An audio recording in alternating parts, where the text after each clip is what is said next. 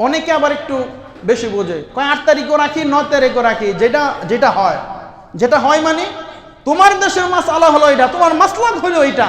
তুমি চাঁদ দেখেছো যেই তারিখে, ওই তারিখ অনুযায়ী তুমি রোজা রাখবা। তোমার ইমানে তো দুর্বল কেন?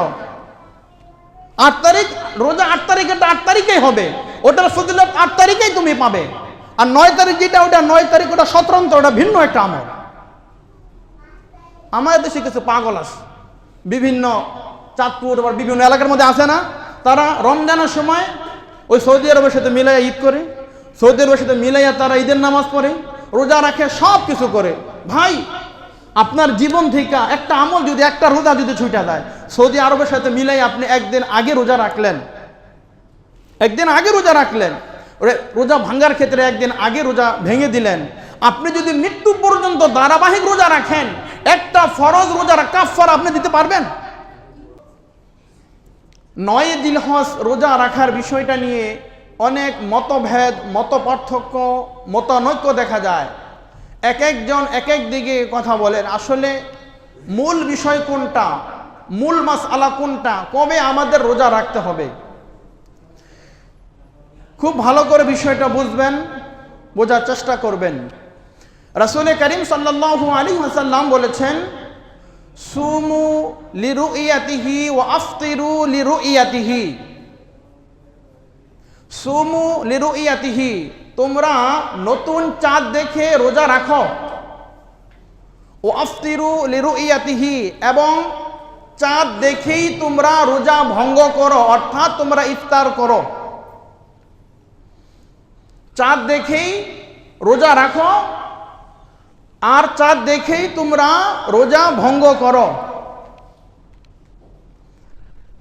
এই হাদিসের মূল উদ্দেশ্য হলো, প্রত্যেকটা ব্যক্তি যে যেই দেশে বসবাস করে, অবস্থান করে, সেই দেশে সে যখন চাঁদ দেখবে, সেই দেশে যদি কোনো একটা অঞ্চল থেকে, কোনো একটা গ্রাম থেকে, কোনো একটা জেলা থেকে, কোনো একটা থানা, মহল্লা, পাড়া থেকে যদি বিশ্বস্ত সূত্রে 2 জন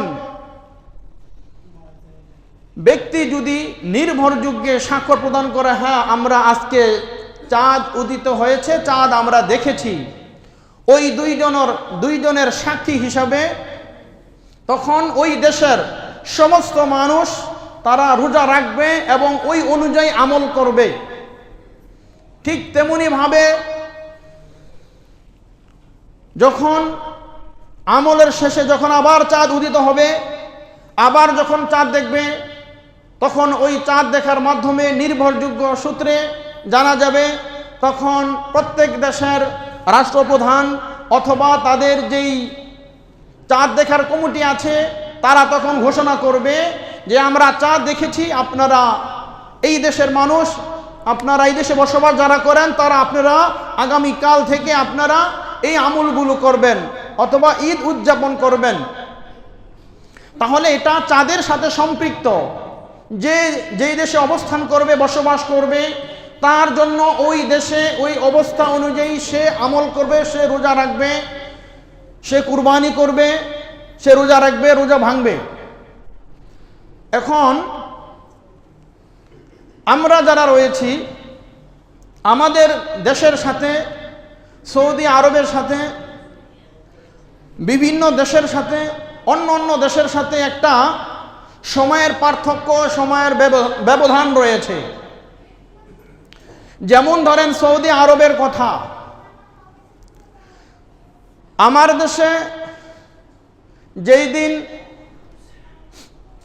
8 তারিখ হবে, 8ই জিলহজ, ওই দিন আরব দেশের মধ্যে মক্কা মদিনায় ওই দিন হবে কয় তারিখ? 9 তারিখ। আচ্ছা, তাদের দেশে যখন তারা চাঁদ দেখেছে, সুমু লিরুইয়াতিহি, যখন তারা চাঁদ দেখেছিল, চাঁদ দেখার পরে চাঁদ দেখার কমিটি ঘোষণা দিয়েছে, সৌদি আরবে চাঁদ দেখা গিয়েছে, আপনারা রোজা রাখতে পারেন, তখন তারা ওই দিন থেকে রোজা রাখা শুরু করবে। এখন তাদের চাঁদ দেখা অনুযায়ী তাদের 9 জিলহজ অর্থাৎ আরাফার দিন, তারা এই 9 জিলহজ আরব দেশের লোকেরা রোজা রাখবে। আমার দেশের চাঁদ অনুযায়ী আমাদেরকে এই জিলহজ মাসের 9 তারিখের রোজাই আমাদেরকে রাখতে হবে। যদি আমরা সৌদি আরবের সাথে মিলাইয়া যদি রোজা রাখি তাহলে মিলবে না। কিভাবে মিলবে না? সৌদি আরবে যদি 9 তারিখ হয় তাহলে আমার দেশে কয় তারিখ হবে? 8 তারিখ। আচ্ছা, খুব সহজে বোঝেন। আমরা আইয়ামে তাশরিক, আল্লাহু আকবার আল্লাহু আকবার, লা ইলাহা ইল্লাল্লাহু আল্লাহু আকবার ওয়ালিল্লাহিল হামদ, এটাকে বলা হয় আইয়ামে তাশরিক। এই আইয়ামে তাশরিক আমরা জিলহজ মাসের কয় তারিখ থেকে পড়ি? 9 তারিখ থেকে। কয় তারিখ থেকে? জিলহজ মাসের 9 তারিখ ফজরের নামাজের পর থেকে আমরা এই তাকবীরে তাশরিক, আইয়ামে তাশরিক, নারী পুরুষ সকল আকেল বালেক সুস্থ মস্তিষ্কের মানুষ, পুরুষদের উপর একবার আর মহিলাদের উপর একবার, এটা পড়া ওয়াজিব। পুরুষ পড়বে উচ্চ স্বরে, মহিলা নিম্ন স্বরে পড়বে। আচ্ছা, এবার দেখেন, যদি আমরা সৌদি আরবের সাথে তাদের যেদিন 9 তারিখ ওই দিন আমার দেশে 8 তারিখ, ওই দিন যদি আমরা রোজা রাখি তাহলে 7ই জিলহজ, 7 তারিখ দিবাগত রাত্রে আমাদেরকে সেহরি খেতে হবে 8 তারিখ রোজা রাখার জন্য। তো 8 তারিখ ফজর থেকে কি আমরা এই আইয়ামে তাশরিক আমরা কি পাঠ করি? কথা মনে কেউ বুঝেন না। 8 তারিখ সকালে ফজর, 8 তারিখ সকালে ফজরের নামাজের সালাম ফিরেয়া জামাতে পড়েন আর বাসায় পড়েন, যেখানেই পড়েন, বলে 8 তারিখ জিলহজ মাসের 8 তারিখ সকালবেলা ফজর থেকে কেউ কি আমরা রোজা রাখি? রাখি না।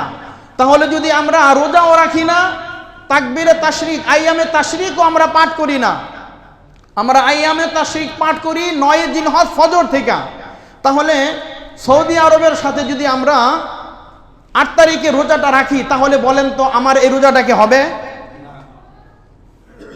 স্পষ্ট হাদিসের বর্ণনা।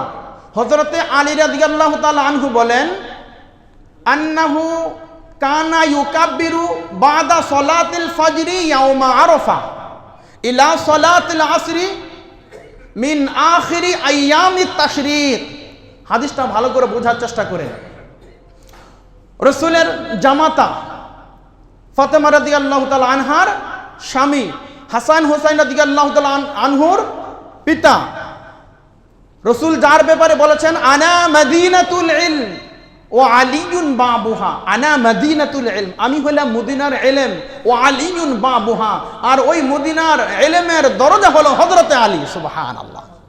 এই আলী রাদিয়াল্লাহু তাআলা আনহু হাদিসটা বর্ণনা করতেছেন, তার কওল হলো এটা, ওয়া কানা ইউকাব্বিরু বাদা সলাতিল ফজরি ইয়াউমা আরাফা, বাদা সলাতিল ফজরি, ফজরের নামাজের পরে, ইয়াউমা আরাফা, আরাফার দিন ফজরের নামাজের পরে,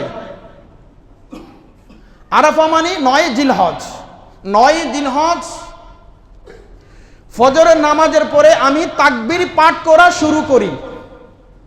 বাদা সলাতিল ফজরি ইয়াউমা আরাফা, শেষ করি কখন?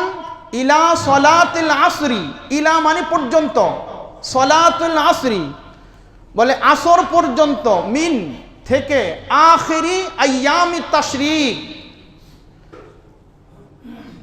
আইয়ামে তাশরিকের শেষ দিন আসরের নামাজের পর পর্যন্ত আমি আলী এই তাকবীরগুলা পাঠ করি। সুবহানাল্লাহ।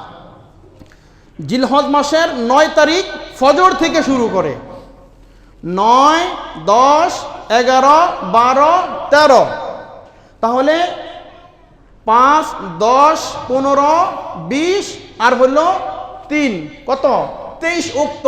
এই মোট 23 উক্ত তাকবীর তাশরিক হযরতে আলী রাদিয়াল্লাহু তাআলা আনহু পাঠ করতেন 9 জিলহজ ফজরের নামাজ থেকে নিয়ে 13 জিলহজ আসর পর্যন্ত। এই তাকবীরে তাশরিক, আইয়ামে তাশরিক যেটাকে বলা হয়, এটা হযরতে আলী রাদিয়াল্লাহু তাআলা আনহু পাঠ করতেন। সুবহানাল্লাহ। তাহলে আইয়ামে তাশরিক যদি 9 জিলহজ থেকে 13 জিলহজ আসর পর্যন্ত হয়, তাহলে আইয়ামে তাশরিক শুরু হলো কয় জিলহজ থেকে? 9 জিলহজ থেকে। তাহলে যদি আমরা 8 জিলহজ যদি আমরা আরাফার রোজা রাখি তাহলে কি আমাদের রোজাটা পালন হবে? আমাদের রোজাটা পালন হবে না। ওই দিন আমরা রোজাও রাখি না, আর ওই দিন ফজরের 8 তারিখ ফজরের পর থেকে আমরা তাকবীরে তাশরিকও আমরা পাঠ করি না। আমরা 9 জিলহজ থেকে তাকবীরে তাশরিক পাঠ করি এবং 9 জিলহজ আমরা আরাফার রোজা রাখি। সুতরাং সৌদি আরব তারা যেহেতু তাদের সময়সীমা আমাদের থেকে কিছুটা ভিন্ন পার্থক্য, এবং তারা চাঁদ আমাদের আগে দেখেন, সেজন্য আরব দেশের মানুষগুলা তারা তাদের চাঁদের উপর নির্ভর করে তারা কি করবে? তারা মিনায় যাবে, মুজদালিফায় যাবে, আরাফায় অবস্থান করবে, তারা কুরবানি করবে, সব কিছু তারা করবে। ধরে নেন আপনি 8 জিলহজ তাদের সাথে রোজা রাখলেন, সৌদি আরবের 9 তারিখ। সৌদি আরবের যেই দিন 10 তারিখ, ওই দিন আমার দেশে কয় তারিখ হবে? 9 তারিখ। তো সৌদি আরবের 10 তারিখ তো ইয়াউমে নাহার, ওই দিন তারা কুরবানি করে, হাজিরা মাথা মুন্ডন করে তারা হলক হয়। তো ওই দিন 9 জিলহজ আমরা বাংলাদেশে কেউ কুরবানি করি? তাহলে একটু চিন্তা করেন, তাদের দেশে 9, তাদের দেশে 10 জিলহজ, আমার দেশে 9 জিলহজ। তাহলে যদি 8 তারিখে আমরা ঠিকই তাদের সাথে মিলাইয়া রোজা রাখলাম, আমাদের রোজাটা পূর্ণ হলো না। তাহলে 9 তারিখের পরে, 8 তারিখের পরে 9 তারিখ, 9 তারিখ তো আমার কুরবানি করার কথা, আমরা কুরবানি কি করি? তাহলে কাদের সাথে আমরা কি মিলাই বলেন? কার সাথে আমরা কি মিলাইতেছি? হবে না। হ্যাঁ, যদি আপনারা 8 তারিখের রোজাটা কেউ রাখেন, বিশ্বাস করেন, তাহলে রসুল যে বলছেন সিয়ামু ইয়াউমি কুল্লি ইয়াউমি মিনহা বিসিয়ামি সানাতিন, 1 থেকে 8 তারিখ পর্যন্ত 8টা রোজার বিনিময় 8 বছরের রোজা রাখার সওয়াব আল্লাহ তাআলা আপনার আমলনামায় দিয়ে দিব। তাহলে 8 তারিখ রোজা রাখলে আপনি 1 বছরের নফল রোজার সওয়াব আপনি পাইবেন। আর এইটাই রেখে যদি আপনি 9 তারিখে রোজাটা বাদ দেন, তাহলে রসুল যে বলছেন ইন্নী আহতাসিবু আলাল্লাহ আইয়ুকাফিরু সানাতাল্লাতি ক্বাবলাহু ওয়া সানাতাল্লাতি বা'দাহু, এই 9 তারিখের রোজাটা পিছনের 1 বছর গুনাহ মাফ করবে এবং সামনের 1 বছরের গুনাহকে আল্লাহ তাআলা মাফ করে দিবে। অনেকে আবার একটু বেশি বোঝে, কয় 8 তারিখও রাখি, 9 তারিখও রাখি, যেটা হয় মানে তোমার দেশের মাসআলা হলো এটা, তোমার মাসলাক হলো এটা। তুমি চাঁদ দেখেছো যেই তারিখে, ওই তারিখ অনুযায়ী তুমি রোজা রাখবা। তোমার ইমানে তো দুর্বল কেন? 8 তারিখ রোজা, 8 তারিখেটা 8 তারিখেই হবে, ওটার ফজিলত 8 তারিখেই তুমি পাবে। আর 9 তারিখ যেটা, ওটা 9 তারিখ, ওটা স্বতন্ত্র, ওটা ভিন্ন একটা আমল। আমাদের দেশে কিছু পাগল আছে, বিভিন্ন চাঁদপুর বা বিভিন্ন এলাকার মধ্যে আছে না, তারা রমজানের সময় ওই সৌদি আরবের সাথে মিলাইয়া ঈদ করে, সৌদি আরবের সাথে মিলাইয়া তারা ঈদের নামাজ পড়ে, রোজা রাখে, সব কিছু করে। ভাই, আপনার জীবন থেকে একটা আমল যদি, একটা রোজা যদি ছুটে যায়, সৌদি আরবের সাথে মিলাই আপনি একদিন আগে রোজা রাখলেন, রোজা ভাঙ্গার ক্ষেত্রে একদিন আগে রোজা ভেঙে দিলেন। আপনি যদি মৃত্যু পর্যন্ত ধারাবাহিক রোজা রাখেন, একটা ফরজ রোজার কাফারা আপনি দিতে পারবেন? আগে করে ফেললেন, প্রথম যে আগে রোজা রাখলেন, এটা তো আপনার হয়ই নাই। এরপর একদিন আগে আপনি যে সৌদি আরবের সাথে মিলাইয়া, তাদের সাথে মিলাইয়া যে রোজা রাখলেন, এরপরে ঈদ করলেন, ঈদ উদযাপন করলেন, কই আপনার একটা রোজা জীবন থেকে চলে গেল, একটা আমল ছুটে গেল। কিয়ামত পর্যন্ত সেজদায় পড়ে থাকলে এই কাফারা কাজা আপনি আদায় করলে আপনার আদায় হবে না। এজন্য সুমু লিরুইয়াতিহি ওয়া আফতিরু লিরুইয়াতিহি, তোমরা চাঁদ দেখে রোজা রাখো, চাঁদ দেখে তোমরা ইফতার করো। এবং আমলের ক্ষেত্রে চাঁদের হিসাবের সাথে মুসলমানের ঈমানের সম্পর্ক, মুসলমানের আমলের সম্পর্ক। মানুষ যদি চাঁদ অবহেলা করে, তাহলে মুসলমানদের ঈমানের মধ্যে ভেজাল লাগবে, মুসলমানের আমলের মধ্যেও ভেজাল লাগবে।